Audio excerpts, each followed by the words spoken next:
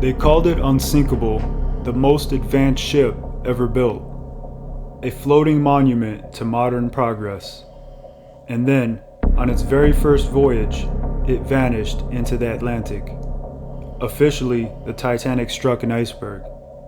But more than a century later, a darker question still refuses to sink. Was the Titanic lost by chance, or was it sacrificed? In April of 1912, the RMS Titanic left Southampton carrying more than passengers. On board were some of the wealthiest and most powerful individuals on Earth. Industrialists, financiers, titans of industry. This wasn't just a ship.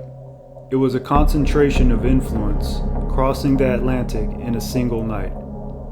According to survivor testimony and ship records, the Titanic received multiple ice warnings on the evening of April 14, 1912. They weren't missed. They weren't lost. They were received, acknowledged, and ignored. Despite entering known ice fields, the ship maintained near maximum speed. The most dangerous belief isn't ignorance, it's invincibility. When the iceberg finally struck, the damage wasn't immediately obvious. For nearly an hour, many first-class passengers believed the ship was perfectly safe. There were no lifeboat drills. The ship carried lifeboats for barely half the people on board. And as confusion spread, class divisions became fatal. Third-class passengers were delayed below deck. First-class passengers were escorted upward.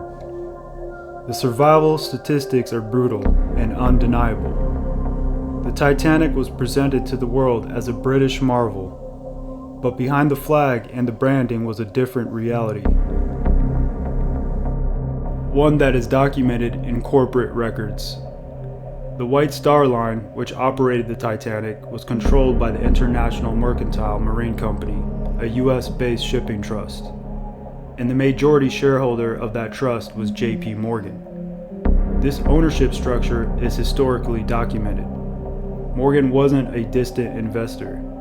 He was the ultimate owner of the ship. According to passenger manifests and booking records, J.P. Morgan was originally scheduled to sail on the Titanic's maiden voyage. A luxury suite had been prepared for him. Then at the last minute, he canceled. That cancellation is also a documented historical fact, with explanations ranging from illness to unfinished business in France. No alarm was raised, no inquiry followed. History moved on.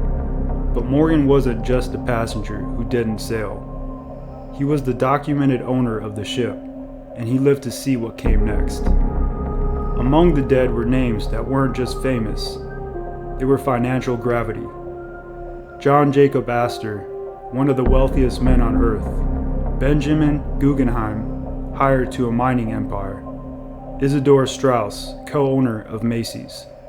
All perished that night, and some investigators argue these men were not random casualties, but powerful, independent figures whose influence stood in the way of other dominant financial interests of the era. There is no document proving they were targeted. But their deaths, combined with those who survived, are exactly why the questions never went away. The Titanic sank in 1912, and only 1 year later, in 1913, the Federal Reserve was created. To many, that timing is written off as coincidence, but to others, it doesn't feel coincidental at all. Because among those who died that night were men whose wealth and independence gave them extraordinary influence. Powerful figures some investigators believe stood in the way of a rapidly consolidating central banking system. There is no document proving they were targeted. No preserved speech explicitly exposing the Federal Reserve.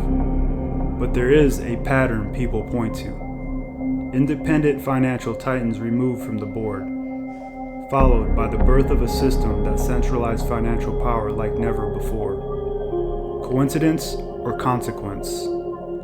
Now, to be clear, there is no signed order to sink the Titanic, no confession, no physical proof of sabotage recovered from the wreck. But history isn't written only by proof. It's written by patterns, incentives, and outcomes. Warnings were ignored. Safety was compromised for prestige.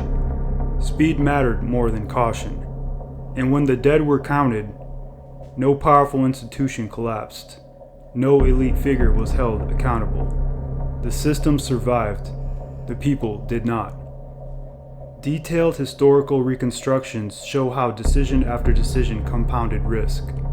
From lifeboat capacity to navigation choices to delayed responses. None of this requires a hidden hand, but it does reveal something deeply unsettling. A system willing to gamble with human lives as long as the right people weren't on the table. So was the Titanic deliberately sunk? Some believe yes. Others say it was tragic incompetence layered with arrogance. But both sides arrive at the same uncomfortable truth.